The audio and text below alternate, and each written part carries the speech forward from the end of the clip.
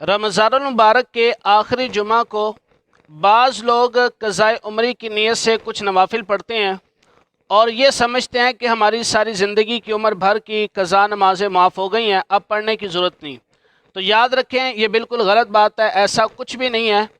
हाँ, अलबत्ता ये है कि जुमातुल वदा में ज़ोहर के बाद असर से पहले पहले मुफ्ती अहमद यार ख़ान नईमी रहमतुल्लाह तआला फरमाते हैं कि अगर 12 नफल पढ़े जाएँ, दो दो करके 12 नफल पढ़े जाएँ, तो इंशाअल्लाह इन नवाफिल की बरकत से उम्मीद है कि जो नमाज़ें क़ज़ा हुई और उनका जो गुनाह था, अल्लाह रब्बुल इज़्ज़त इन नवाफिल की बरकत से वो गुनाह माफ़ कर देगा। ये नहीं है कि वो जो नमाज़ें क़ज़ा हो गई वो माफ़ हो जाएंगी, नमाज़ें पढ़ने से माफ़ होंगी और क़ज़ाए उम्री करने से या क़ज़ाए उम्री की नीयत से हम जुमातुल वदा को नफल पढ़ ले और समझे कि सारी ज़िंदगी की नमाज़ें जो क़ज़ा थी माफ़ हो गई हैं, तो ऐसा कुछ नहीं है। अब सवाल ये पैदा होता है कि हम क़ज़ाए उम्री की नमाज़ें कैसे पढ़ें। तो याद रखें कि जिनकी नमाज़ें माजी में पहले क़ज़ा हो चुकी हैं तो उन्हें पढ़ना ज़रूरी है।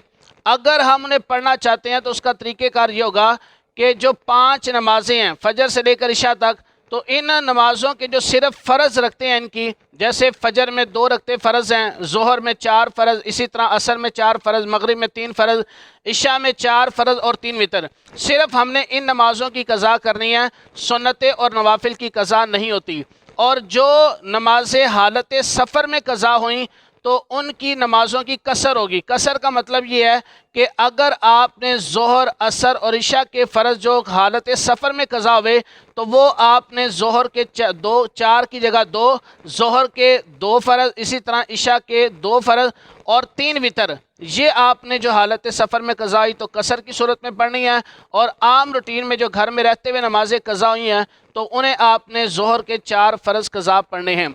अब इंसान की अगर ज़्यादा नमाज़ें क़ज़ा हुई हैं तो उसमें नियत कैसे करेगा। तो उसमें नियत करने का आसान तरीका ये है कि जब भी वो कोई नमाज क़ज़ा करे तो ये नियत कर ले कि जो मेरी सबसे पहले फ़जर क़ज़ा हुई थी मैं वो अदा कर रहा हूँ, जो मेरी सबसे पहले असर क़ज़ा हुई थी मैं वो पढ़ रहा हूँ। तो सबसे पहले का लफ़्ज़ इस्तेमाल करते हुए आप इन क़ज़ा नमाज़ों को पढ़ सकते हैं।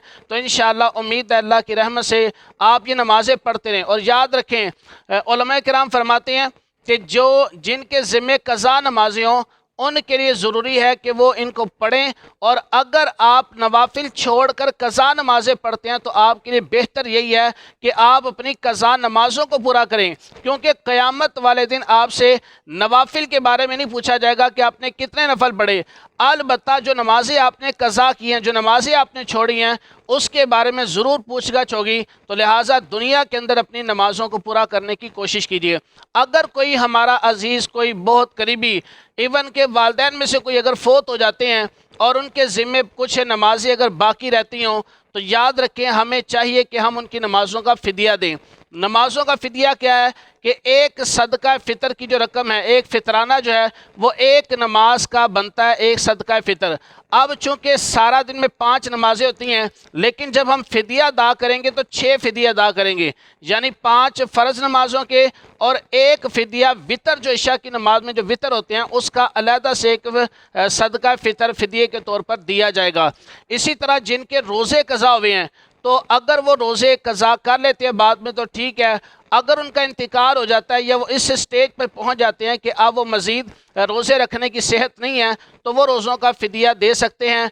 और रोज़ों का फ़िदिया, एक रोज़े का फ़िदिया एक सदका फ़ितर है। और फ़िदिये की रकम हम हर उस बंदे को दे सकते हैं जिसे हम अपनी ज़कात या फ़ितरा दे सकते हैं। अल्लाह रब्बुल इज़्ज़त हमें अमल करने की तौफ़ीक नसीब फ़रमाए। आमीन बिजाहि नबी अमीन सल्लल्लाहु अलैहि वसल्लम।